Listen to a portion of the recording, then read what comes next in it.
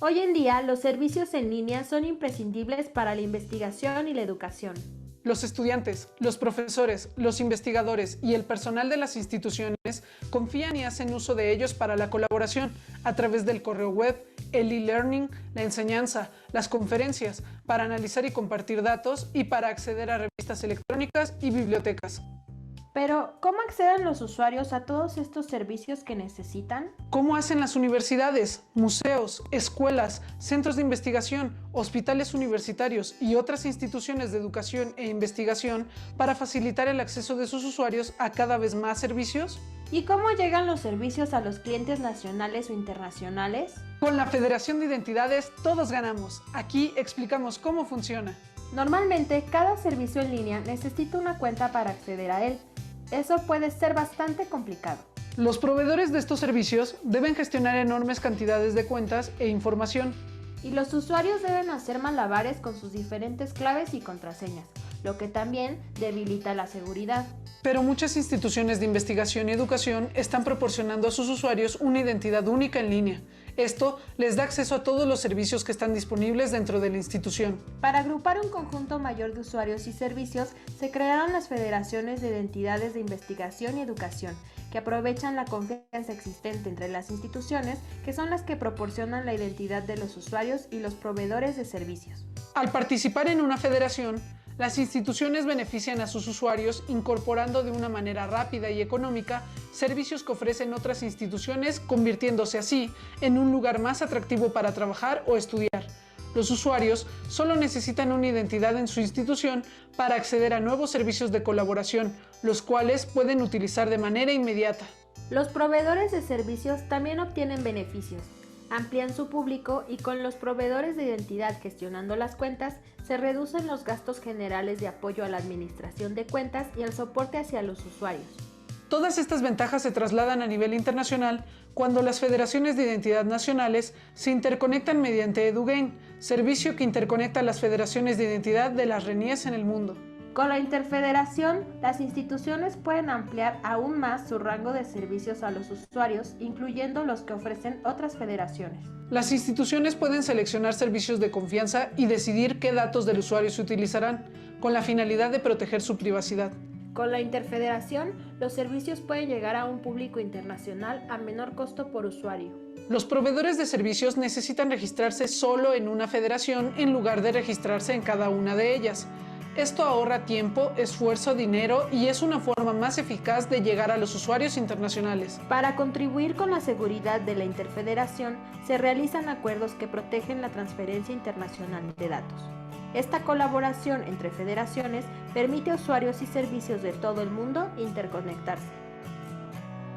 Fénix, la Federación de Identidad Mexicana, es parte de toda esta red de federaciones y está ayudando a conectar a usuarios, instituciones y servicios en México y en el mundo. En Fénix tenemos la tarea de generar esta red de confianza para el beneficio de las instituciones miembros de la Red Nacional de Educación e Investigación en México.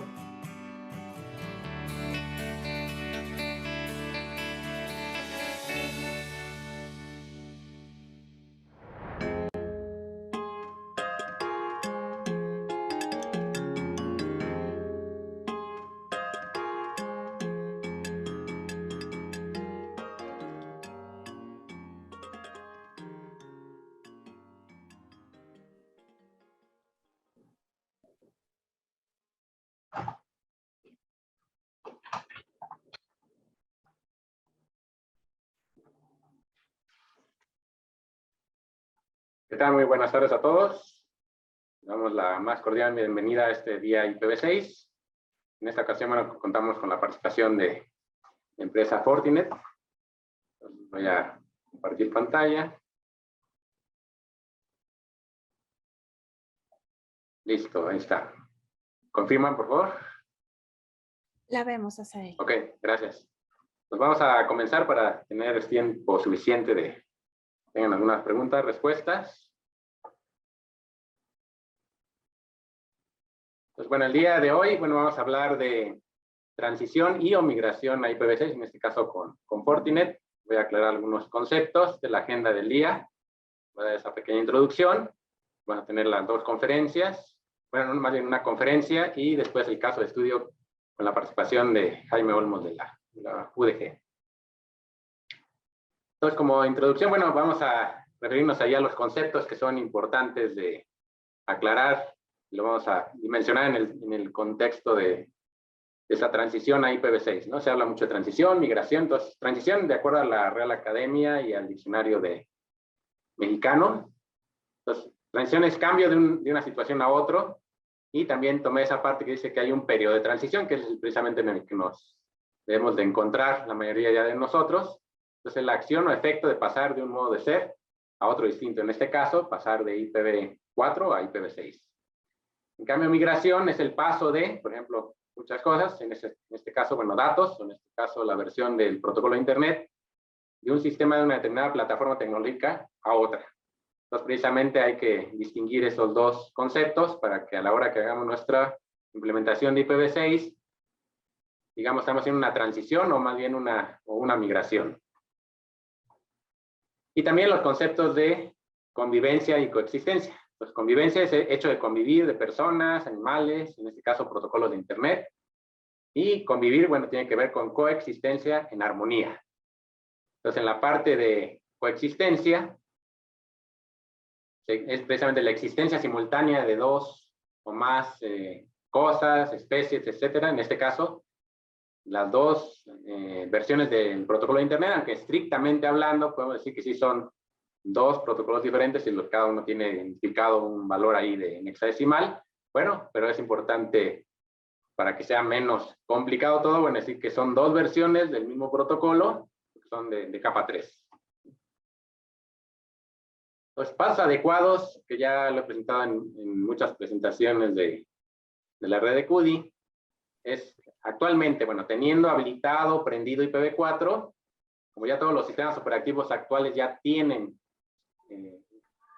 soportado y muchas veces ya prendido IPv6, entonces nada más hay que usar. O sea, no vale nada más tenerlo prendido o habilitado, bueno, hay que usarlo, ¿no? En este caso IPv6. Y en algunos casos hay que modificar y desarrollar aplicaciones independientes, que las que tengamos, que si están casadas con una versión del protocolo, ahora hacerlas independientes de la versión del protocolo. O sea, no solamente hacerlas ahora dependientes de IPv6, sino hacerlas independientes de la versión del protocolo. Entonces, estamos en un periodo de coexistencia hoy, y bueno, estaremos pasando transición de una versión a la otra, como comentabas, en ese periodo, el día de mañana, en los próximos días, ¿no? En el corto, mediano, largo plazo. Y coexistencia también hoy, y en algunos casos, por la aplicación, el ambiente, la topología, etcétera, podríamos pasar sí a una migración, o sea, quitar IPv4 y poner IPv6. Entonces, el paso, bueno, final es después de deshabilitar o apagar IPv4, ¿por qué? Porque ya está siendo en desuso, las direcciones IPv4 ahorita ya están siendo cada vez más caras, entonces lo más económico puede llegar a ser que ya siga funcionando solamente IPv6, ¿no? Entonces, dejar habilitado IPv6. Un dato también, hace unos días, apenas el 30 de abril, ya se llegó en el caso, bueno, de las estadísticas que lleva Google, a un 40% de los usuarios de Google con soporte, con acceso con IPv6, ¿no? Y en México, bueno, estamos ya superando ese 40%, el número de usuarios de Google en México ya más del 40% ya accede también con IPv6.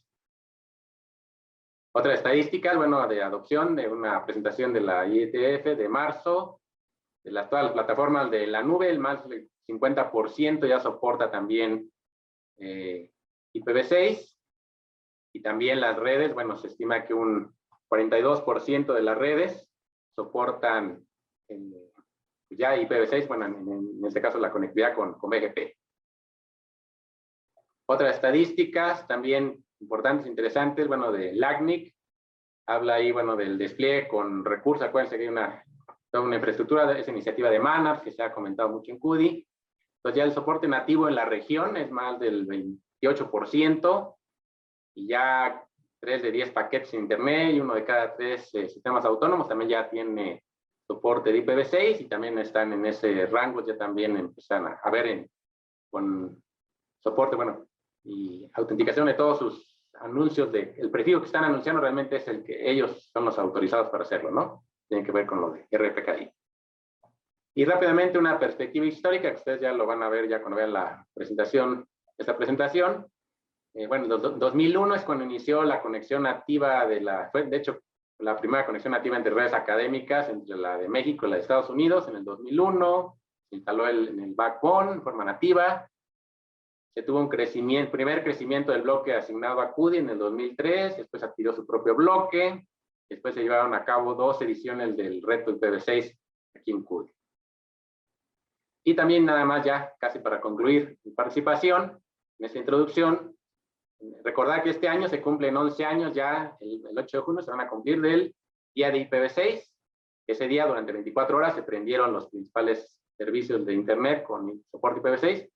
Y el 6 de junio se van a cumplir ya 10 años, que fue el lanzamiento mundial de IPv6. A partir de esa fecha, los principales proveedores de contenido dejaron también prendido IPv6. Y desde entonces, bueno, es donde estamos ahorita, ¿no? Ha ido creciendo. Entonces, ya para casi concluir, para medir el grado de soporte de IPv6 de los fabricantes, hay varias formas de hacerlo. Uno es siguiendo la lista en el programa de certificación que se llama el IPv6 Ready Logo, el fase 2 actual, que es la única válida. Pone un logo ahí y pone una lista de los fabricantes. Entonces, si el equipo no aparece en esa lista, bueno, entonces hay que cumplir una serie de RFCs, que es como el documento que yo les he comentado de la lista de requerimientos para compras y licitaciones. Les recomiendo revisar. Está ahí en la página de IPv6 también, y del grupo de trabajo y de la UNAM.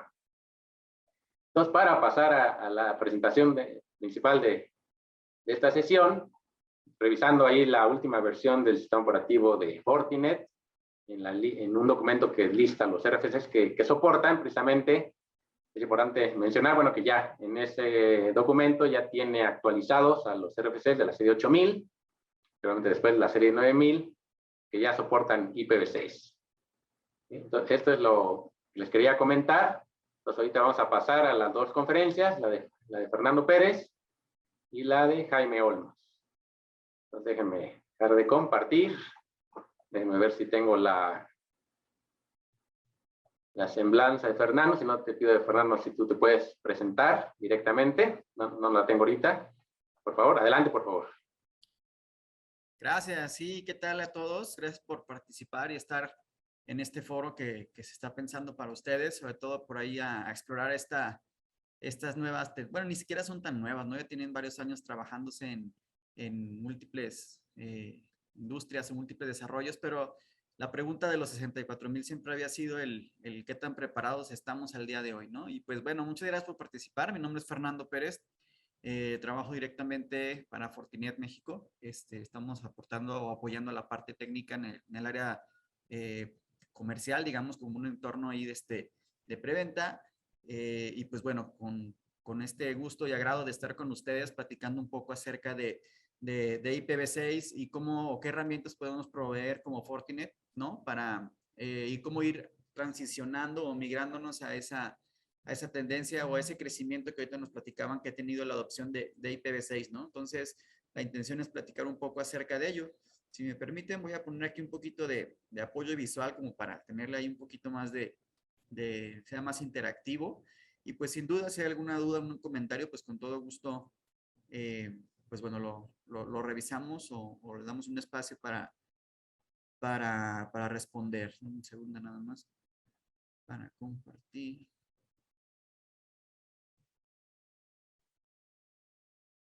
Marta, creo que me podrás ayudar a revisar si tengo permisos para compartir. Hace un momento sí tenía, pero... Sí, adelante ya.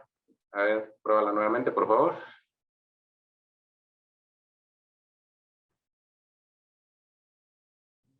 Ya, ahora sí. Ok.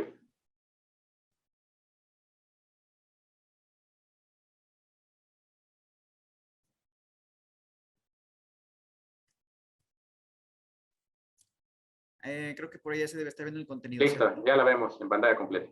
Muchas gracias. Muchas gracias. Sí, pues muy bien. Entonces, como le venía platicando, pues bueno, la intención de este lapso de tiempo que me permitieron estar con ustedes, pues es platicar acerca de esa transición, ¿no? ¿Qué hay en Fortinet que puede ser útil, que puede ser de utilidad para todos ustedes o que puede ser como pues ese breviario de lo que podemos ir encontrando con la tecnología, en este caso de Fortinet, ¿no? Bueno, por aquí un dato que por ahí se me hizo interesante revisar y concuerdo por ahí con lo que nos presentaban, pero me fui un poquito más para atrás en ese porcentaje de adopción. Primeramente, si nosotros nos ponemos a ver de un tiempo para acá cómo ha venido evolucionando esa adopción o ese, digamos, montarse en esta ola de la parte de IPv6, pues bueno, si pudiéramos ver, pues que tal cual, según datos de Google, pues bueno, a un promedio mundial estábamos rondando el 9%, o sea, era muy bajo en 2015. En 2015 a lo mejor eran situaciones muy esporádicas o muy bajas en algunos puntos, ¿no? En Estados Unidos, que puede ser ahí nuestra referencia en el norte, ¿no? Un poquito más como lo que podemos ver ahí como por el retrovisor, pues bueno, pues tenía una adopción más o menos del 22% y el país que más desarrollo tenía por la parte pues de esta adopción, pues por ahí rondaba el 36% que era Bélgica, que pues bueno, que es Bélgica, pero pues finalmente pues en proporciones demográficas pues podía ser ahí un poco pues controversial un poco el ver qué tanto explotaban la tecnología o ese acercamiento, ¿no? Ya países por ahí de África que pues de plano estaban muy verdes, ¿no?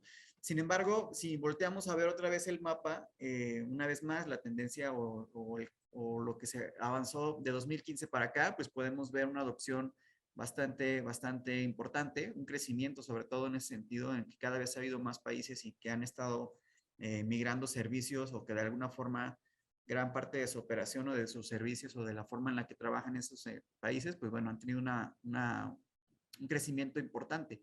Si hablamos de los mismos datos, pues una media mundial pues de un 30%, 32%. Estados Unidos pues ya crece a un 45%, o sea, prácticamente la mitad de su población o la mitad de su alcance, pues ya lo trabajan o ya trabaja sobre entornos de IPv6. Y hoy en día, pues el país que más lo explota por razones muy quizá probablemente obvias, pues es la parte de India, ¿no? Muy seguramente China y países muy poblados como, bueno, pues China y a lo mejor por ahí uno que otro más, tendrá un dato diferente, pero bueno, pues ya saben, China, comunismo, Estados Unidos, pues a lo mejor ahí no entran tanto esos datos. Pero lo que sí podemos ver es un país como India, que demográficamente es muy grande su población, pues con mucha más razón fue que tuvieron que explotar esta alternativa, ¿no? Y pues bueno, ya tienen por ahí más de la mitad de su población trabajando o operando de alguna forma con un entorno de IPv6 y pues bueno, ya por ahí África que estaba muy retrasado, pues bueno, lo sigue estando en cierta manera, pero ya no tanto como antes, ¿no? Ya no figuran en rojo. Entonces, si lo vemos ya en lo que nos compete, ¿no? México, ¿cómo está esa adopción? Pues sorprendentemente estamos muy avanzados en la parte de IPv6 con un 42%. Yo creo que a más de alguno les sorprendería quizá el dato. Lo pueden revisar, quizá por ahí les pasamos en un momento más la liga por si quieren también hacer una consulta, ver ahí un poco más del resumen. Y pues lo interesante de todo esto es que en México ya es una realidad o ya es algo que ya se puede disponer. Inclusive por ahí se sabe o entendemos que hay un par de, de carriers que pues ya trabajan directamente entregando una IP en IPv6 a los diferentes clientes que le solicitan, porque a lo mejor ya los rangos de IPv4 ya les están siendo más cortos o cuestiones de ese tipo que necesitan mejorar la calidad de los servicios y pues a lo mejor ya trabajar de un NAT sobre NAT o algunas cuestiones que les impidan a lo mejor a los clientes finales disponer de aplicaciones de alto rendimiento o de una cuestión, pues ya no les da ese ancho, pues ya están entregando por ahí o ya tienen la posibilidad de trabajar con una IP pues de IPv6, ¿no? Entonces por ahí está un dato de referencia. Entonces, bueno, platicando un poco más acerca de la temática del día de hoy, pues bueno, ¿qué retos y qué opciones pues tenemos para hacer un deployment de IPv6? ¿No? O sea, ¿qué involucra? ¿Qué es lo que yo tendría que enfocar mis esfuerzos? ¿No? Es donde queremos por ahí posicionar y ver cómo la tecnología nos puede apoyar en esa transición. Pues de entrada, pues ahorita platicamos un poco, ¿no? Las consideraciones que hay, pues que el carrier que me entregue el servicio lo pueda hacer por IPv6, pensando en que a lo mejor pues bueno, no todos los carriers lo están haciendo por IPv6, habrá uno que haga la excepción, algunos que te dan la opción de entregarte el servicio a través directamente de una IP en versión 6 o una IP en versión 4, ya dependerá del carrier, ¿no? Pero pues bueno, ese puede ser uno de los puntos. Revisar un poco de los aplicativos. La realidad es que muchas veces ya muchos de ellos no necesariamente tienen que poner una etiqueta porque lo dan por ende o lo dan por entendido de que pues trabajan o que pues ya no es algo como que puedan anunciar con bombo y platillo, sino que simplemente ya tienen varios años trabajando. Si hablamos, por ejemplo, de servicios, pues por ejemplo, un Windows Server, un DHCP V6, pues puedes trabajar directamente con versión 6 desde hace un tiempo para acá, por poner un ejemplo de un servicio. Y pues finalmente no es algo que Microsoft lo avise directamente, ¿no? Pero a lo mejor una aplicación de un desarrollo, alguna cuestión así, pues nada más reafirmar que tengan la posibilidad de trabajar con un formato IPv6 para la parte de su día a día. Eh, También revisar por ahí la parte de los dispositivos, que también ya muchos de ellos lo soportan, pero pues a lo mejor alguno de ellos requerirá alguna versión en particular, sistema operativo o alguna versión de, no sé, hablando por ejemplo de una handheld, hablando de un dispositivo a lo mejor IoT, que a lo mejor todavía no traiga por ahí algún release de software o que tengas que pedirlo. Entonces, nada más por ahí en ese tema, pues es meramente revisar los dispositivos o los usuarios que tengan esa convivencia con IPv6 y pues bueno, ya de ahí empezar a hacer análisis de qué tanto me genera para mí un beneficio en este momento hacer una transición parcial, que es algo que vamos a platicar ahorita más adelante, que no necesariamente tengo que ser negro o blanco, ¿no? O sea, todo IPv6 o todo IPv4, sino que podemos tener ahí metodologías en las que pueda ser paulatino esa migración, considerando las ventajas de IPv6, pero que a lo mejor yo las voy a ir adoptando poco a poco en mi entorno hasta que encuentre una madurez que busco como organización, ¿no? Entonces ahí es donde podemos llegar a transmitir un poco ese mensaje. Dentro de la parte de Fortinet, ponemos qué ofrece el sistema operativo de Fortinet, que bueno, se llama FortiOS. Ahorita por ahí nos mencionaban un pequeño resumen de la versión 7.2, que esa es una versión que tiene más o menos, bueno, el release ya está disponible, ya los equipos que lo soportan ya lo pueden utilizar, ya está descargable, ya es oficial, está liberado. Sin embargo, digamos que tiene unas cuantas semanas que se liberó esa versión, que es la 7.2, versión 7.2 de FortiOS. Sin embargo, pues lo que traemos para el día de hoy, pues es enfocado a un entorno general. Habrá algunos features que se adicionaron todavía en la parte de 7.2. A lo mejor no los menciono tan explícitamente, pero creo que con lo que hay o lo que había de versiones 7 hacia atrás, inclusive, o sea, no es algo que de un día para otro lo pusimos en las cajas de Fortinet, sino que ya tenemos varios años y con el tiempo nada más se fueron adicionando puntos, se fueron perfeccionando, se fueron validando, se fueron adicionando, por ejemplo, a lo mejor a la parte de red inalámbrica. Ahorita vamos a hablar un poquito más acerca de los alcanzables, pero bueno, el punto es que se fueron adicionando y mejorando puntos desde varias versiones atrás. Hablamos de que la versión, o mejor dicho, que hablamos de que desde la versión 5, 6, 5, 4 de FortiOS ya tenían funcionalidades de IPv6, a lo mejor en un cierto punto, con un cierto alcanzable. Entonces, hasta la fecha, pues se fueron adicionando y mejorando esas características, ¿no? Entonces, ¿qué es lo que ofrece? ¿No? Hablando de esa referencia, pues si yo entro a la interfaz de configuración y yo habilito a lo mejor la parte de IPv6 en parte de las funcionalidades a desempeñar de la caja, de entrada es algo que está completamente liberado, no requiere una licencia, no requiere ninguna función que me demande una inversión adicional de lo que yo ya compré con su equipo, ¿no? Entonces, al adicionar todo esto, bueno, a dar clic ahí tal cual en ese check o darle aquí, pues, habilitar ese pequeño botón, pues lo que nos va a permitir es todo esto, ¿no? O sea, es una lista importante, una lista, nada más son algunas de las características que podemos cumplir, puse ahí algunas de las más representativas, las más comunes, cosas de ese tipo, y en la entrada, pues bueno, trabajar toda la parte de ruteo estático y dinámico, tanto para, bueno, obviamente con la versión IPv6, trabajando con RIP6, BGP4 y OSPF con versión 3, que trabaja toda la parte de IPv6, tanto para entornos, digamos, LAN, por llamarlo así, o dentro de la organización, como puede ser a lo mejor un área alterna o una ruta dentro de la empresa, una ruta conocida, como puede ser a lo mejor algo hacia la WAN, como puede ser una interacción con un MPLS, como puede ser una interacción con un entorno hacia afuera, hacia la internet, ¿no? Por ahí nos platicaban un poco de algunos entornos de nube que ya trabajan directamente con IPv6, entonces si hubiera que hacer una VPN hacia un entorno de nube en IPv6, pues esto ya podría ser una posibilidad o ya está completamente validado ese esquema, ¿no? Toda la parte de IPv6 tunneling, pues es algo que por ahí ponemos en negritas porque son algunos de los servicios que más por ahí podemos llegar a preguntar acerca de ellos, ¿no? Y pues ahí toda la parte del manejo de túneles, VPNs y otros más, pues pueden trabajar en entornos IPv6, ya está también completamente validado de funcionales, ¿no? Pues si podemos seguir hablando punto por punto, ¿no? Pues toda la parte de snifeo con IPv6, tenemos toda la parte de VPNs SSL, la parte de NAT66, NAT64, NAT46, que ahorita vamos a platicar un poquito más, que tiene que ver cómo se interactúa directamente con pues, con un entorno híbrido en el que voy migrando poco a poco hacia de IPv4 hacia IPv6, o que estoy adoptando a lo mejor algún servicio de este tipo de IPv6 y mi red todavía es IPv4. Entonces, ¿cómo está esa convivencia? Pues toda esa parte de NAT66, NAT64, NAT46 nos puede ayudar pues a resolver un poco esos entornos en los que yo quiera ir paulatinamente migrando, ¿no? La parte de DNS64, que pues también tiene que ver con esa transición IPv4 IPv6, DHCPV6, que también lo soportamos, y asistentivamente, ¿no? Inclusive por ahí, pues perfiles de seguridad optimizados o pensados para entornos de IPv6, SNMP, toda la parte de traps que se pueden mandar, pueden ser en una comunidad trabajando sobre IPv6, redes virtuales, toda la parte de, inclusive por ahí que compete, así fue multicast, también trabajando toda la parte de multicast con IPv6, toda la parte de direccionamiento, estructura de paquetes, políticas de firewall enfocadas en o teniendo como objeto a lo mejor un entorno IPv6, una red, una VLAN, una cuestión que yo tenga que generar un objeto, también puede ser parte pues, de un entorno IPv6 completo, ¿no?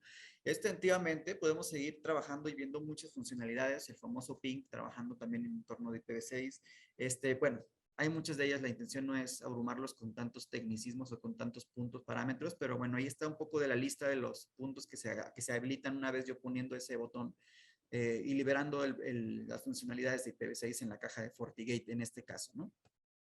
Otro elemento interesante que a lo mejor algunos de ustedes ya lo estarán implementando, lo tendrán implementado o están en vías de o se habían preguntado y que a lo mejor puede hacer match con esta charla es la parte de IPv6, pero no solo la parte de IPv6, sino trabajando con un entorno híbrido o híbrido en el sentido de que yo pueda hacer políticas de SD-WAN basadas también en una conectividad IPv6 hacia la WAN o hacia la Internet, ¿no? En el que mi proveedor de servicios 1 me pueda dar una IP en versión 6, a lo mejor otro segunda o también me da una IPv6, pero a lo mejor tenga por ahí un par de carriers que me entregaron su servicio a través de IPv4 y a lo mejor las utilizo para la parte de conectividad VPN o con algún tipo de conectividad a algún servicio, pues como yo puedo utilizar el SD-WAN de Fortinet trabajando en IPv6 en entornos híbridos, tanto IPv4 como IPv6.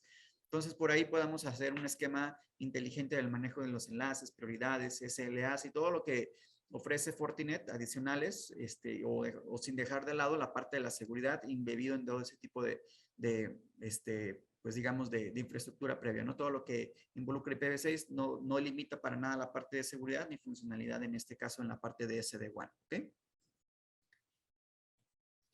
Ok, pues no es así como que un seminario técnico de implementa tu IPv6 en 3 sencillos pasos, ni nada así muy que tú digas, vamos a aprender hoy todo de IPv6. No va tanto por ahí, pero a lo mejor es complicado de repente hablar de IPv6 y no meternos un poquito a los tecnicismos o a las temáticas por ahí que involucran el cómo trabaja, ¿no? Pero, por ejemplo, algunas herramientas para migrar o en ese entorno de migración, ya sea paulatina o completa de los servicios a IPv6, pues bueno, entraría la primera pregunta por la parte de nombres, ¿no? La resolución de dominios, la resolución de nombres y registros que tengan que ver con IPv4, IPv6, IPv6 a IPv4.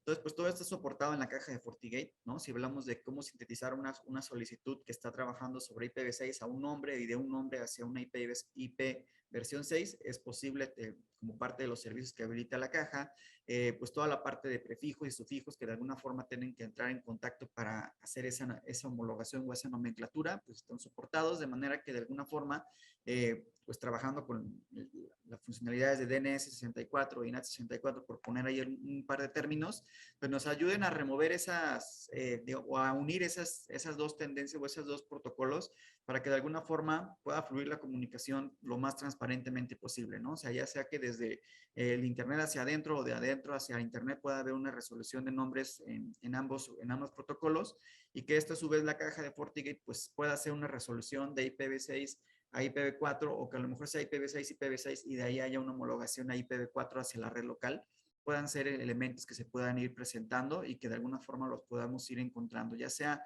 a nivel LAN to LAN o más que LAN to LAN, más bien red a red, es decir, un esquema a lo mejor de una conectividad WAN, una VPN, algo que yo extienda hacia un sitio remoto la comunicación o hacia Internet, ¿no? Entonces, todo esto pensado en que pues las herramientas de migración pues cada vez sean más amplias para que puedan hacer los deployments completamente lo más adecuados posibles, ¿no? Pues, ¿de qué trata un poco más la parte de NAT? Pues bueno, sabemos que una de las principales ventajas de NAT, perdón, de las principales ventajas de IPv6 es no requerir un NAT, ¿no? Sin embargo, pues sabemos que si yo tengo o yo estoy en un proceso de migración y que no necesariamente voy a hacer una migración de un día para otro de un protocolo a otro, pues está la opción del NAT 64 y NAT 46, que pues tal cual homologan que cuando hay una petición viniendo de un protocolo hacia otro o viceversa, pues haya esa capacidad de entenderse o que haya un punto intermedio que ayude a validar esas comunicaciones, y esa es la parte de NAT 64 y NAT 46. Si hablamos, por ejemplo, de algunas herramientas o de algunas, más que herramientas, algunos escenarios o casos de uso en donde podemos verlo aplicado, pues es a lo mejor que yo tuviera un carrier que me está entregando directamente una IP en versión 6, donde a lo mejor por ahí me entrega el servicio de Internet, la salida de la navegación a la Internet, y tengo otro proveedor que a lo mejor me está entregando, pues no sé, su servicio a través de IPv4. Pues esto finalmente a la caja, o en este caso el FortiGate, ¿no? Que está en medio, pues puede hacer esa homologación que permita que, pues no sé, a través de elecciones como puede ser el mismo SD-WAN, como puede ser el manejo de diferentes salidas a Internet, independientemente que sean IPv4, IPv6, pues lo puedan hacer independientemente, ¿no? Inclusive en una metodología en la que si la aplicación lo permite, pues pueda trabajar con las dos IPs, teniendo una IP que pueda resolverse o que pueda trabajar a través de su red IPv4 a nivel de VLANs, a nivel de ruteo estático con IPv4, etcétera, pero también tengan la posibilidad de trabajar directamente a través o con una IP secundaria, con una IP homologada que también pueda trabajar con IPv6, ¿no? Entonces, teniendo esa opción, pues a algunos aplicativos les será útil, a algunos escenarios será muy factible, ya dependerá un poco ahí el mecanismo en el que queramos trabajar, ¿no? Un esquema donde donde en ese proceso de adopción tengamos un escenario en el que haya más o mejor dicho, trabaje con los dos protocolos, ¿no? Ahí está un escenario. Otro más, pues puede ser que la red LAN, a lo mejor del data center, o algún otro, pues persista sin cambios, a lo mejor pensando que es una red importante, una red que me interesa conservarla en IPv4 por alguna razón, por un tiempo, e irla migrando paulatinamente, ¿no? Entonces puede ser ahí un esquema donde podamos tener, pues un esquema, pues, puede ser doble NAT o un escenario en el que yo recibo por un lado IPv6 y por otro lado IPv4, y de alguna forma puedo estar dándole servicio como pues transparentemente a la red local, a pesar de que está en IPv4 nada más, ¿no? O sea, yo puedo estar saliendo por cualquiera de las dos IPs transparentemente, pensando en que la parte de IPv6 va a salir, pues digamos, esa traslación hacia IPv6 para que lo entienda hacia afuera, hacia el Internet, y de regreso, pues me va a regresar en una petición IPv4, ¿no? Entonces, esa puede ser una alternativa también, ¿no?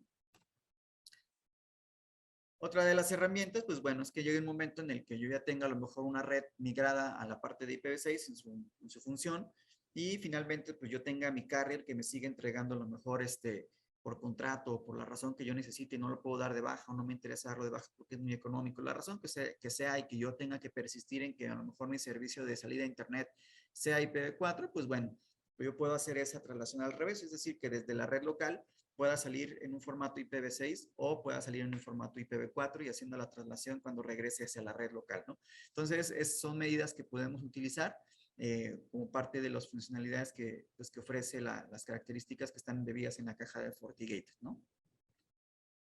Así que, pues bueno, esos retos, ¿no? Pues finalmente involucran pues múltiples escenarios, múltiples formas en las que yo puedo ir habilitando mi red o las que puedo irme montando hacia esa tendencia de pues, tener esa convivencia, ya sea en lo temporal o en lo permanente, en lo que yo finalmente como quiero dejar mi red operativa.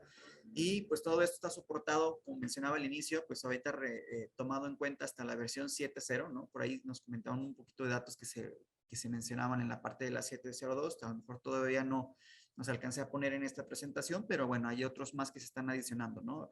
Entonces, es por parte de lo que hemos venido platicando, ¿no? Y pues todo esto pensando en ofrecer funcionalidades que que le permitan una transición híbrida, paulatina, que podamos ir comenzando con algunas redes específicas, redes de pruebas y después ir migrando poco a poco a lo que contemplen en su alcanzable, ¿no?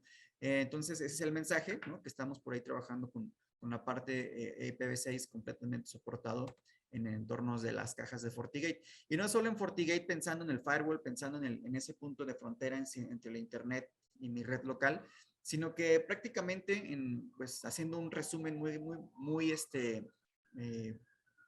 pues muy pequeño o muy grande, dependiendo de cómo lo queramos ver, nada más pensando en una sola parte del portafolio que soporta IPv6 en este diagrama, ¿no? Habrá por ahí esquemas de nube, esquemas por ahí que puedan, que no cupieron en la foto, ¿no? Pero finalmente el portafolio de Fortinet está pues, interoperable directamente con la parte de IPv6 en su funcionar.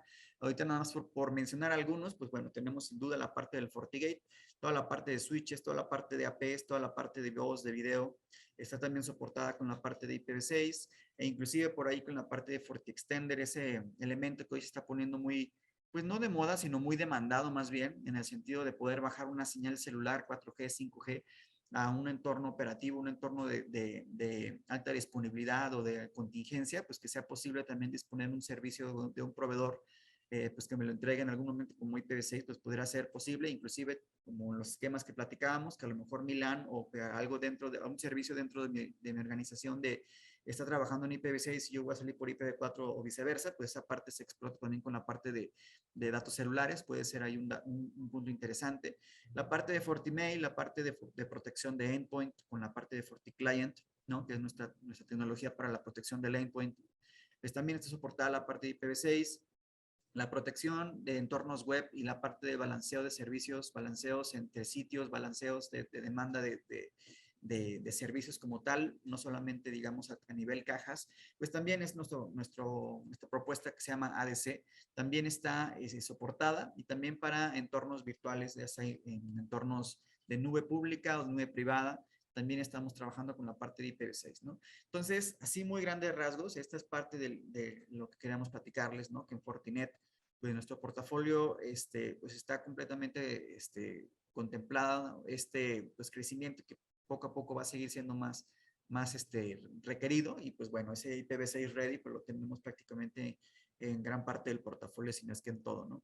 Entonces, pues prácticamente lo que traíamos como marca, como fabricantes, pues tener pues compartir esa visión, compartir que estamos trabajando ya en entornos actualmente con IPv6, no serían ustedes el primero, inclusive por aquí nos van a platicar un poquito acerca de su experiencia en esa migración, o bueno, más que en la migración, en su operación, en su día a día, cómo les ha venido yendo, pero no les quiero spoilear mucho porque eso ya no me toca a mí. Entonces, la intención es meramente que, pues, dejar ese mensaje, ¿no? Que en Fortinet, pues, cualquier cosa, pues, bueno, los podemos apoyar, ¿no? Muchas gracias. Muy bien, muchas gracias, Fernando. Vamos a pasar a la siguiente presentación. Si la puedes ir proyectando, Jaime, por favor. Leo una breve semblanza de es egresado en licenciatura en Tecnologías de la Información de... No, perdón, me enviaron la... Especialista en telecomunicaciones por más de 20 años y es responsable del Centro de Operación de la Red y de la Seguridad de la Información y Telecomunicaciones de la Universidad de Guadalajara. Tiene estudios superiores en informática por la misma universidad, donde más tarde obtuvo el grado de maestría en tecnologías de el aprendizaje. Entonces, estamos listos. Jaime, pues adelante, por favor. Muchas gracias, Asael. Gracias, Fernando. Voy a tratar de ser breve, sobre todo para si hay preguntas, que seguramente habrá. Voy a tratar de no ser tan técnico, pero si así lo desean, podemos ver algunas cuestiones ya más profundas. Miren, les voy a platicar un poquito de la historia en la que nosotros nos hemos envuelto junto con otras universidades hermanas como la UNAM, como la UNL, por no dejar de mencionar CUDI y muchas otras más.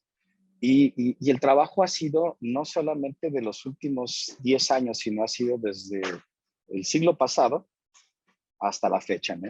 En el caso de nuestra universidad, en conjunto con otras universidades como la UNAM, hemos venido trabajando en algunas implementaciones de prueba, como los que conocíamos en aquel entonces como la red de 6FON, que usamos un prefijo que trabajó y sirvió durante un tiempo. Y este nos llevó también a incursionar junto con algunas instancias en Francia, en la red de Renatel, a tener un punto de distribución en América, aquí propiamente en nuestra casa de estudios, para hacer un punto de distribución de la red de MSX Phone de IPv6. Pero como ya lo mencionaron, lo relevante ha sido el parteaguas que se da en el 2011, ¿no? Si bien es cierto, se ha venido trabajando desde el término del siglo pasado, es apenas que se toma como muy serio el hecho de llevar hacia una transición que paulatinamente, como ya lo han mencionado Fernando y Asael, se ha acelerado radicalmente en los últimos años, ¿no? Y ahorita les voy a platicar en el caso mexicano cuál es la razón, y creo que es muy obvia, ¿no? Es el agotamiento IP. Pero bueno, nosotros desde el 2004 tenemos un recurso IPv6 que voy a explicarles cómo lo hemos distribuido. Hemos encendido prácticamente a partir del 2011 muchos servicios, pero hasta el 2014 podríamos decir que hicimos un deploy ya más generalizado, en donde tuvimos algunos retos como pasar la telefonía de voz que tenemos, de voz sobre IP en nuestra casa de estudios, a hacerla completamente nativa. Esto nos llevó a través de aquí, de gente experta en el área de telefonía y que creyó en no usar direccionamiento privado de versión 4, sino usar un protocolo que pudiera darle la escalabilidad y el crecimiento a largo plazo. Es que animamos al fabricante, que en aquel entonces no tenía el soporte o estaba solamente en parte experimental, a liberar hasta hace un par de años ya su release con el soporte 100% versión 6, ¿no? Y bueno, para no detenerme en ese sentido, en el tema que me gustaría plantearles, que fue el que estuvimos platicando Fernando y Asael, es en el caso que tiene que ver con el tema de versión 6 sobre la parte de seguridad. Como todos sabemos, la seguridad, pues, como concepto, es un estado de bienestar. Cuando nosotros usamos IPv6, y me voy a gustar aclararles esto, es que representa un reto, porque si bien es cierto, hay una transición hacia un nuevo protocolo y que aparentemente tienen los mismos principios, son diferentes en su forma de trabajo interno. Si bien es cierto, para el usuario común y corriente no va a representar más que conectarse, enchufarse a la red, para los que somos administradores o somos gestores de tecnología, sí va a impactar, y en ese sentido me gustaría también platicarles nuestra experiencia alrededor de la transición hacia el protocolo de versión 6. En el caso, como ustedes saben, la seguridad es un ámbito muy amplio. Estrategias como las que hemos puesto, más las que muestro a través del apoyo gráfico que tengo en este momento, es contar con equipo de personal, con infraestructura, con procesos, procedimientos, y esto hay que tomarlo en cuenta desde el punto de vista de seguridad de información y desde el punto de vista de ciberseguridad. En ese aspecto, fabricantes como Fortinet nos han fortalecido esa transición en el paso de estas fechas que yo les mencionaba, ¿no? Muchos fabricantes, como ya se mencionaron, han sido forzados a implementar, y sin embargo, debo de echarle flores a Fortinet, que fue uno de los pioneros en poder habilitarnos a nosotros la seguridad en el ámbito que corresponde a IPv6, ¿no? Actualmente nosotros desarrollamos muchas de nuestras partes de ciberseguridad en la parte de SDN, en la parte de algunas implementaciones en firewall a través de APIs, es decir, desarrollamos soluciones de multivendors para asociarlas, y por ponerles un ejemplo, actualmente podemos sacar a través de APIs algunas conexiones hacia el FortiGate que tenemos perimetral, y este a su vez alimenta a otros servicios que son IPv6 para poder garantizar la seguridad en equipos que no soportan como tal el protocolo. Y de eso me gustaría platicarles más adelante, si hay el tiempo suficiente para desarrollarles ese tema, que ha sido como un caso de éxito en nosotros. Si bien es cierto, hay una profunda necesidad desde el siglo pasado en mejorar el protocolo, que ya lleva en un desarrollo de más de 40 años. Ha sido el protocolo IP uno de los pilares del actual crecimiento tecnológico, Sin embargo, cuando se desarrolló, cuando se diseñó el protocolo, no fue pensado más que para transmitir texto. Y hoy en día estamos en una videoconferencia como este momento, pero nos ha llevado a la necesidad de encontrar un protocolo nuevo. Pero realmente el factor por el cual estamos animando en este tipo de charlas es la transición nos lleva al agotamiento IP. Por mostrarles un ejemplo, nosotros en los tres bloques de direccionamiento que tenemos nosotros, este bloque que muchos de ustedes seguramente tienen en sus instituciones de educación superior, una clase B, nosotros ya la agotamos desde el 2014 aproximadamente. Fuimos detectando el agotamiento y eso nos derivó a estar buscando antes de garantizar el soporte 100% versión 6, es adquirir más recursos IP versión 4, ¿no? Desafortunadamente, como saben, el agotamiento IP ya no nos da incluso ni en México para poder adquirir más recursos, salvo que tú tengas las condiciones para poder pedir otros recursos. Y esto fue declarado desde hace un par de años, si no me equivoco, y me lo aclarará Sales en un momento. Pero NIC México, a través de aquí, ya no tiene recursos y versión 4 para entregar. En el caso de los otros dos bloques, prácticamente están agotados, como lo pueden observar.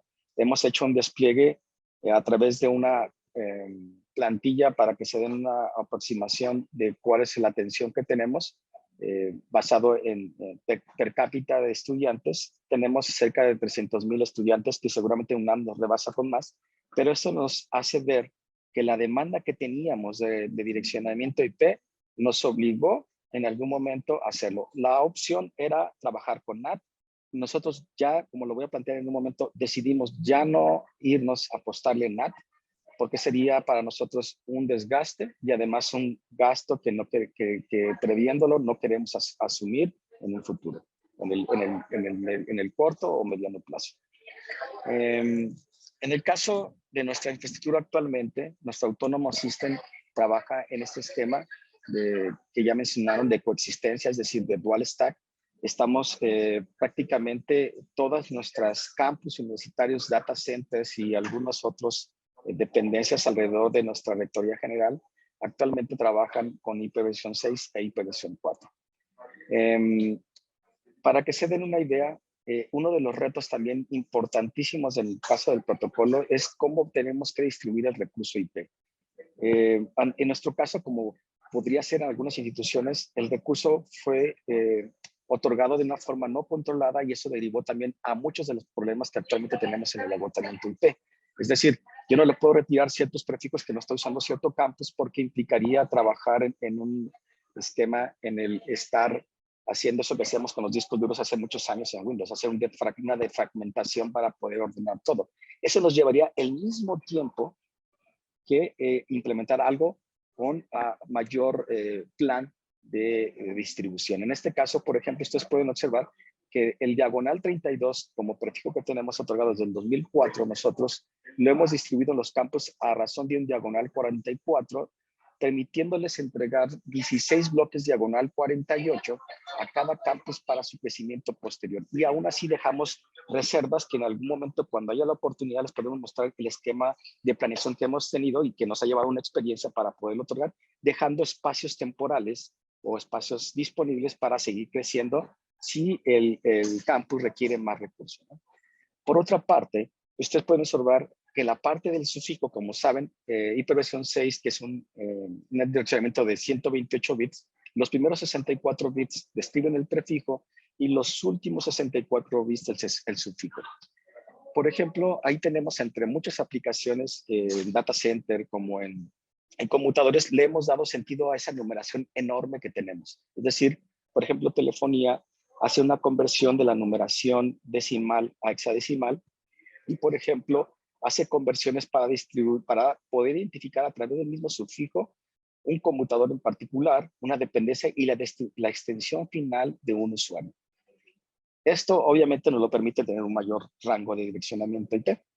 En el caso que ya mencionaba por aquí Fernando, nosotros a través de firewalls de nueva generación como FortiGate, hemos puesto en marcha durante un periodo de tiempo en el que el agotamiento nos ha minado y que, como lo mencionaba en un principio, hemos tomado la decisión de no usar Carrier Grade Map o alguna de esas estrategias de crecimiento, sino más bien instalar en las redes el uso de hipervención 6 de manera nativa.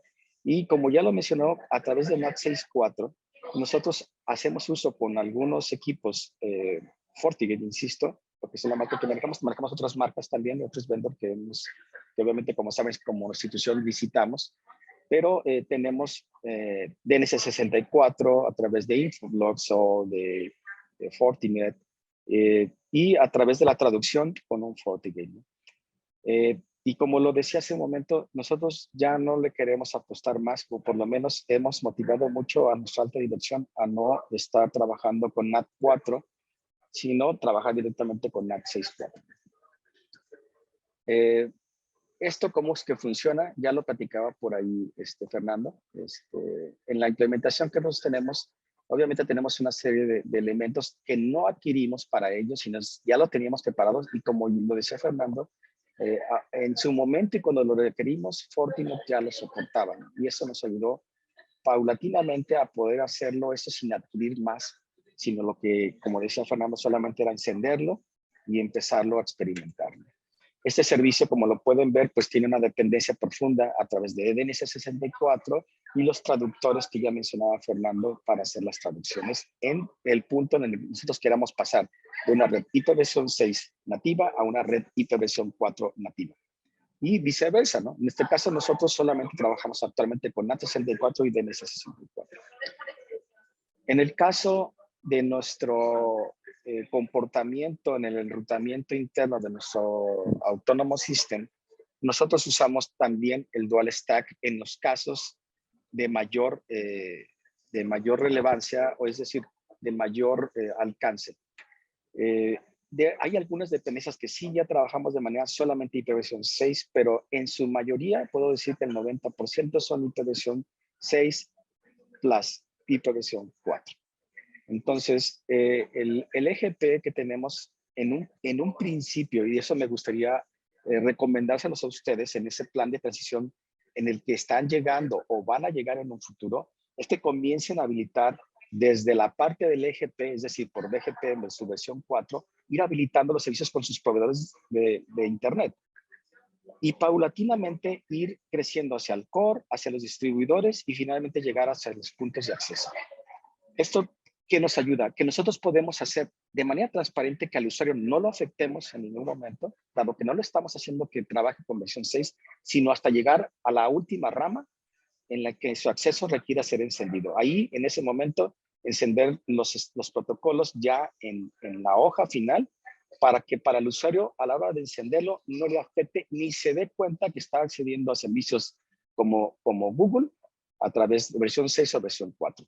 ¿Cómo se hace eso? Es el sistema operativo, como ya lo mencionaron, hay muchas técnicas y sobre todo técnicas como Happy Eyeballs que decide verificar quién es mejor, IPv6 o IPv4, decide por cuál stack dices. Ahora, ustedes pensarán, ¿por qué yo tengo que decidir irme por uno u otro si se supone que lo que me han vendido, que este IPv6 es más rápido? Pero déjenme explicarlo con la siguiente analogía. Si nosotros, y lo voy a decir con la ciudad de Guadalajara, no sé si Ciudad de México sea lo mismo, si nosotros corremos con un Fórmula 1 en las calles de Guadalajara, que muchas de las veces, sobre todo en lluvia, está llena de baches, les aseguro que ese Fórmula 1 no va a funcionar a su rendimiento máximo, más que lo que pueda, y incluso hasta podría ser perjudicial si no se trabaja correctamente. Sin embargo, un bocho, por ejemplo, puede resistir más, ¿no? Eso quiere decir que en las redes, y eso es lo que quiero yo dejar como claro, que en el momento que las redes, que estamos viendo que hay un crecimiento del 40% a nivel internacional, sean completamente IPv6, vamos a ver las bondades que nos han vendido durante estos últimos 20 años de que IPv6 va a ser la revolución a nivel de capa 3 para poder acelerar aplicativos que ya demandan mucho mayores características de calidad de servicio, de velocidad y de otras cosas que a lo mejor ustedes ya han luchado en los últimos días. Ahora, ¿cuál es el riesgo de no hacerlo?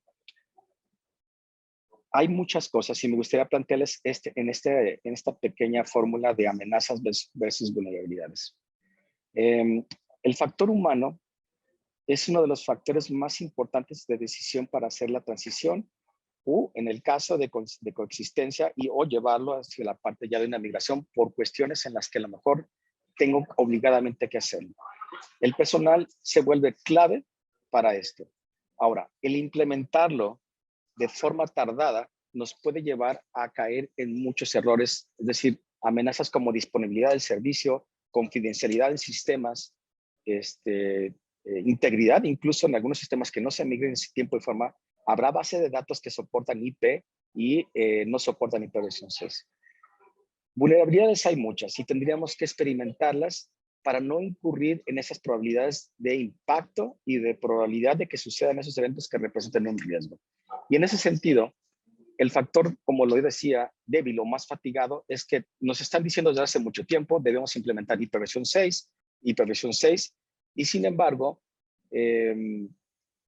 ustedes, y ahorita les voy a enseñar las estadísticas de IPNIT, en las que se ve México por qué creció y estamos a la par casi de los Estados Unidos en la implementación. Y eso se debió a una tardía situación de implementarlo en el caso de nuestros ISPs por el agotamiento IP. Entonces, Jaime, tenemos tres minutos, por favor. Ok, ya estoy por terminar, Rafael. Muchas gracias. En el caso muy particular, el nuestro nos llevó moderadamente a comprender por experiencia muchas de las cosas que tal vez ustedes van a aprender y nos gustaría en un momento dado a través de Sael poderles pasar la experiencia que tenemos para ello, ¿no? Entonces, Asael, yo estaba listo casi para terminar, me sacaste de onda, pero adelante, ya estoy listo. Si hay preguntas. ¿Quieres terminar algún otro comentario final? Adelante, mientras yo voy leyendo ahí las preguntas que ya empezaron a llegar. No, si gustas adelante, solamente ahorita se me fueron las ideas, pero con las preguntas creo que va a ser suficiente para retomar algunos temas. Mucho gusto. Muy bien. Muchas gracias, Jaime. Les estoy enviando ahí por ahí que puedan contestar una pequeña encuesta. Por favor, si la pueden ir contestando. Déjenme leer si hay alguna pregunta aquí en el chat. Nada más vi una por ahí. Mientras Jaime muestra ahí algunas de las estadísticas de despliegue de IPv6, porcentaje de despliegue. Entonces, por ahí alguien preguntaba, bueno, se llama CIESAS, Gabriel Canizales, dice que estamos interesados en probar un entorno de migración a IPv6. No sé si necesitamos aclarar un poquito más a qué nos referimos con eso de un entorno de migración, o queremos ya contestar. Adelante, Fernando o Jaime.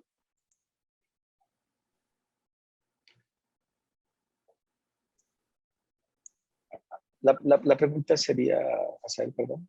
No sé si Fernando adelante, pero creo que tú la tienes más fácil. A ver, puedes abrir el micrófono.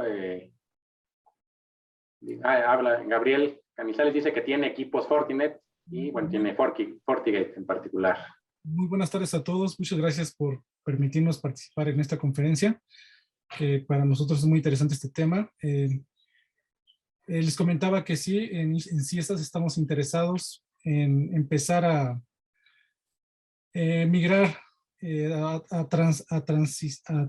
hacer la transición hacia IPv6. Todos nuestros servicios, nuestros proveedores de servicios de Internet nos están entregando direccionamiento de IPv4 todavía, pero quisiéramos hacer una prueba interna, un direccionamiento local por IPv6 y que por medio de políticas, el mismo FortiGate, pues podamos hacer, digamos, la comunicación con los proveedores que todavía están en IPv4, y sí nos gustaría que nos apoyaran. Gracias. Ok, gracias. Adelante. Sí, gracias. Pues bueno, no, pues muy bien. Qué bueno que quisieran ya empezar a explorar alguna opción. La realidad es que, pues como parte pues de esa prueba, pues ya tienen la base. Lo interesante sería empezar a ver cómo ponerle forma a ese posible escenario, a lo mejor pues crear una red, a lo mejor poner ahí un cierto número de dispositivos para probar y empezar ahí a proporcionar la información pues pertinente que pudiéramos bajar directamente desde Fortinet, pues para que lo puedan empezar a explorar, ¿no? se puede platicar ahí un escenario. Si gustas, pues con gusto podemos platicarlo con más calma después. Muchas gracias. Gracias. ¿Alguna otra pregunta, comentario? Pueden abrir su micrófono para que sea más ágil. Por ahí está viendo ahorita lo de la encuesta. Tenemos que los que están ahorita conectados, un 53% dice que su institución ya está usando IPv6. Me parece un buen número, pero un 42% dice que no, y bueno, y por ahí hay un 5% que no sabe. Entonces hay que ver por qué no saben si sí o si no, ¿no? Adelante, a ver, dice José Leónidas, si quieres abrir tu micrófono o leo la pregunta. Bueno, este es desde El Salvador. Saludos hasta allá. Dice, ¿dónde podemos ver las estadísticas de IPv6? Es que nosotros ya tenemos IPv6 en Dual Stack en los centros de cómputo. No sé si quieras contestar, Jaime, o adelante. Sí, gracias a él. Si lo permiten, como por ahí ya presentaron algunas de Google, solamente si quieres buscarla directamente, ponle Google Statistic y lo vas a encontrar en la primera liga. Sin embargo, si quieres tener una estadística, ese es con respecto al uso de servicios de Google. En el caso, por ejemplo, de la que presenté, que es también muy buena, es uno de los RIRs de Asia Pacífico. Lo voy a colocarlo por aquí. Y que de hecho da un mayor detalle. Por ejemplo, por ahí si se cansa de anotar la liga, si no, ahorita la copio en el caso del chat. Si me lo permiten, en lo que voy platicando. Podemos ver, por ejemplo, en el caso de detalle, y eso me gustaría platicarles, ¿no? Si ustedes pueden observar, antes del 2017, en México representaba el uso de IPv6 solamente las universidades de nuestro país tenían el despliegue de un 0. Algo por ciento, ¿no? Sin embargo, a partir del primer cuatrimestre del 2017 vemos un incremento, y eso es debido a que compañías que podemos ver observar aquí abajo, como Uninet, es decir, Telmex, Total Play, Megacable, y todos los ISPs son los que han provocado que nosotros hayamos pasado de estar al 1% o bajo del 1% a tener un despliegue particular que vemos aquí de arriba del 40%, ¿no? Y que esto particularmente, si ustedes lo observan desde la gráfica de Asia Pacífico, nosotros somos líderes en este momento cuando no lo éramos hasta antes del 2017. En aquel entonces Perú y Ecuador eran los que estaban visionando esto por compañías como españolas que estaban tratando de hacer experimentaciones en esos países, ¿no? Actualmente Uruguay, México y Brasil son los que tenemos mayor despliegue en Latinoamérica, y como pueden ver los Estados Unidos y los que ya platicaba Fernando, ¿no? Entonces, esta es la liga, si les sirve un poco para poderla referenciar, ¿no? Ok, ¿alguna otra pregunta, comentario? ¿Quieren hacer, por favor?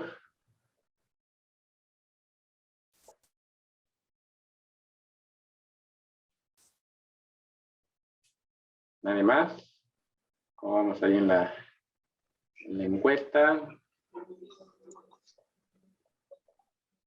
¿Sí? 50%, ya subió un poquito los que no. Ahora estaban dudosos y ya subió a 45 los que no, su institución no está usando. A lo mejor la pregunta también puede ser un poquito capciosa, ¿no?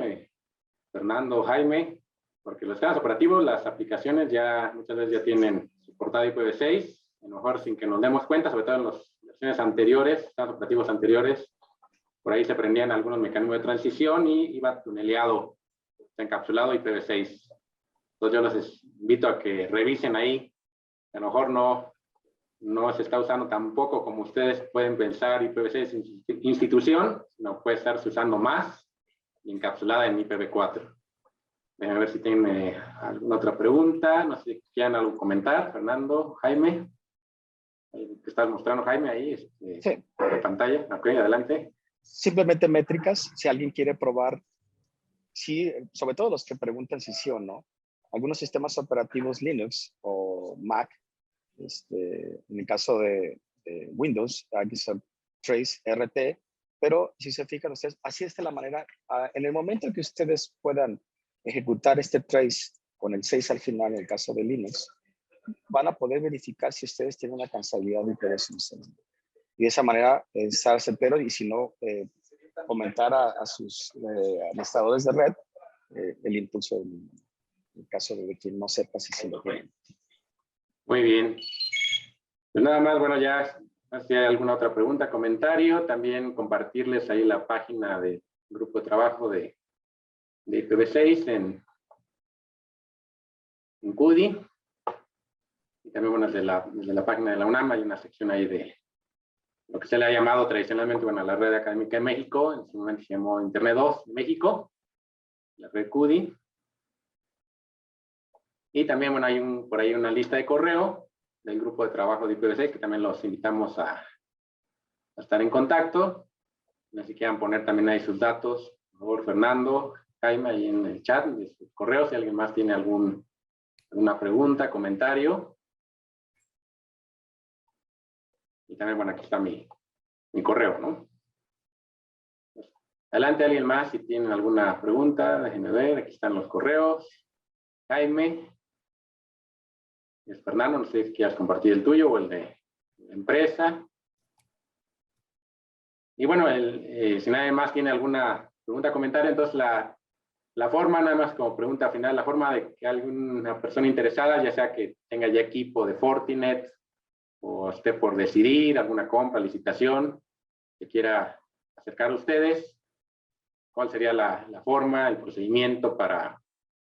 Ustedes tienen también, que tengo entendido, un canal también para la parte académica, educativa. Entonces, si quieres comentar algo, Fernando, o alguien más de ahí de Fortinet, adelante. Sí, nada, pues agradecer su participación. Pues claro que seguimos allá en la orden. Por ahí están mis datos y pues con todo gusto podemos clarificar algún punto en particular, por ahí el set de pruebas, lo que crean por ahí que les podamos apoyar, pues con todo gusto estamos allá a la orden. Muy bien. No sé si tengan alguna otra pregunta, comentario.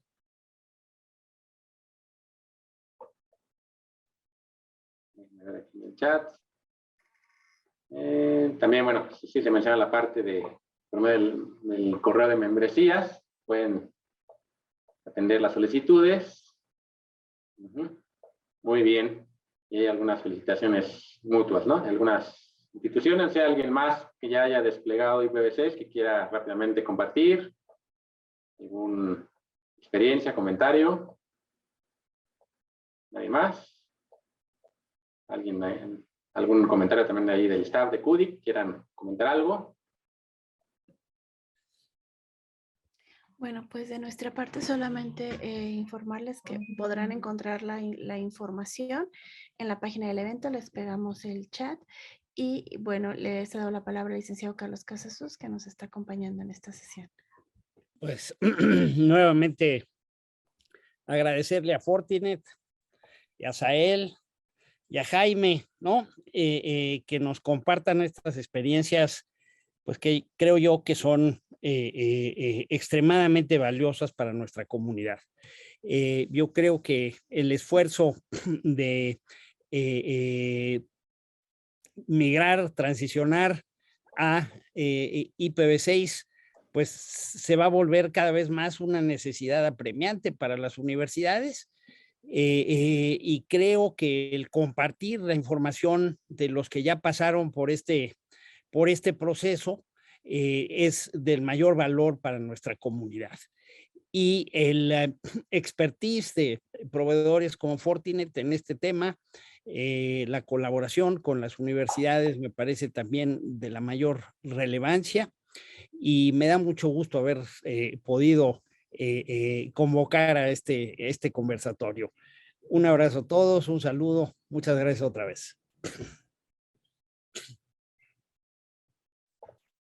Muy bien, pues muchas gracias. Ya siendo pasadas las 6 de la tarde, damos entonces por concluido este día de IPv6. Agradecía nuevamente la participación de Fernando Peros y de Fortinet en particular, de Jaime Olmos de la Universidad de Guadalajara, que todos ustedes por su tiempo. Y bueno, seguimos en comunicación, estén al pendiente de las siguientes actividades. Y bueno, paramos en este momento la grabación. Gracias. Muchas gracias.